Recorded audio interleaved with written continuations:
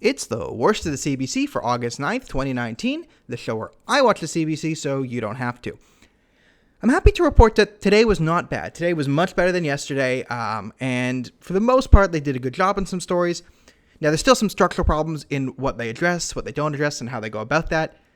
But all in all, not the worst I've seen. So, what was on the CBC today? I mean, it's hard to be biased with the stories like, Canada and U.S. updated NORAD. There was some, a 1 minute on the indigenous for no good reason there, but fine. There was a story on reviving the Cree language and indigenous languages. Fine. I'm in favor of that. There was a 5 minutes on some lady in Woodbridge, Ontario. I take milk bags that people leave and I knit them together and I send them overseas to the poor and disabled. So Canadian, whatever. Fine. Lady in Ontario knitting milk bags. Go for it. Knock yourself out. Now, there was bad coverage again on Trump and the gun violence. It wasn't as bad as the other days, and we all know how I feel about that. So I'll say the worst coverage, and then we're going to do a bonus thing today. But the worst story, we'll say, is the opening story. And at least they opened. Props to them for opening with the gun violence in Toronto. Another 2 shootings last night. We're getting up.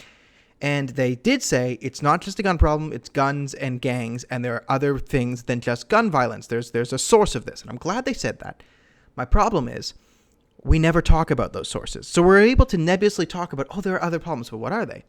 And there's a very good chance that the majority of the people committing these shootings don't have fathers, right? Single motherhood, no strong male figures is a good reason why people go into gangs. One of the number one reasons. Why is violence increasing? Cultural decay, we can talk about all those things.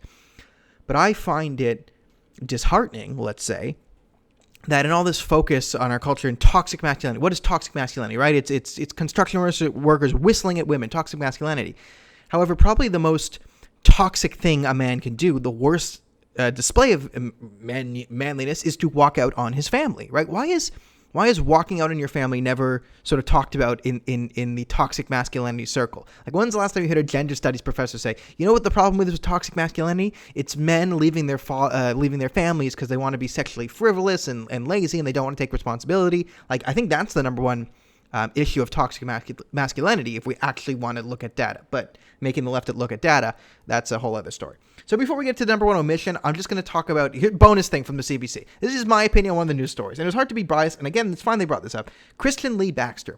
He was a man in Syria, a Canadian in Syria, who went there on vacation looking for adventure. He ended up taken in by one of the Syrian forces. And then we had to negotiate. And now he's in Lebanon and he's been freed. Okay, good thing Canadians have been freed. But can we just talk about these idiots who go to Syria and Afghanistan and Iraq and biking around ISIS-controlled Turkmenistan?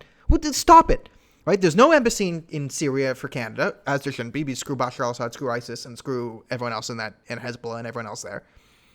Right? It's run by terrorists. Terrorists don't like you. Who are these idiots? So I want a policy. Now, if I was prime minister, of course you have to negotiate to bring back Canadians. We have to show we're a real country and we're strong and we protect our own and we should negotiate to bring these people back. But if I'm prime minister, I'm instituting a new law that all these idiots who go to ISIS place and just for fun, to backpack around, when they come back to Canada, they get a spanking. Public spanking. We bring their mothers or their fathers and we take them to Parliament Hill and they spank them. And if the mothers or fathers don't want to spank them, then it is the job of the Prime Minister to spank these idiots in front of the Canadian public, because this is just so stupid and this idiot deserves a spanking. Now, okay. What is the number one omission of today? Now, I'm going to say there's a story that we should probably be covering. It is the fact that the Liberals have invested in AIIB, Asian Infrastructure Investment Bank. This is a bank that is a front for the Chinese government. We now have a 1% share in AIIB. And what are we doing? What are they doing? Building pipelines. Oh, great. Yes. So this is madness, right? We're helping building 3 pipelines in Asia. Now, there's a couple reasons why they're not covering this. One, it looks bad on Trudeau. 2, I think a lot of I think there's a very heavy Chinese influence in our media that they're afraid of. But 3 is the biggest one.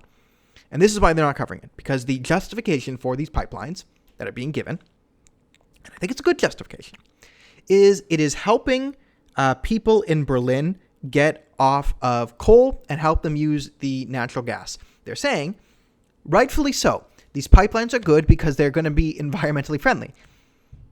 That's true. Pipelines will help people switch to natural gas, which is cleaner than coal. Now, the problem is they're pushing this anti-pipeline rhetoric every other day on CBC, pretending that there's environmental disaster. Oh, the pipelines are going to kill the birds and the trees and the bees and the whatever. Everyone's going to die in like 10 years, 10 months, 10 days. Who knows? We're all going to die. And if we build more pipelines, we're going to die even worse. Everyone's going to super die because pipelines are bad for the environment. But here we have the Liberal government and the investment bankers saying, you know what, actually pipelines are environmentally friendly because the easy transportation of natural gas gets us off of, less efficient sources. And also pipelines are a more efficient and less environmentally dangerous way to transport all this oil and natural gas than not having a pipeline. And that's why it's not being reported. Because if they report it, then they have to say, what are the justifications for the pipelines?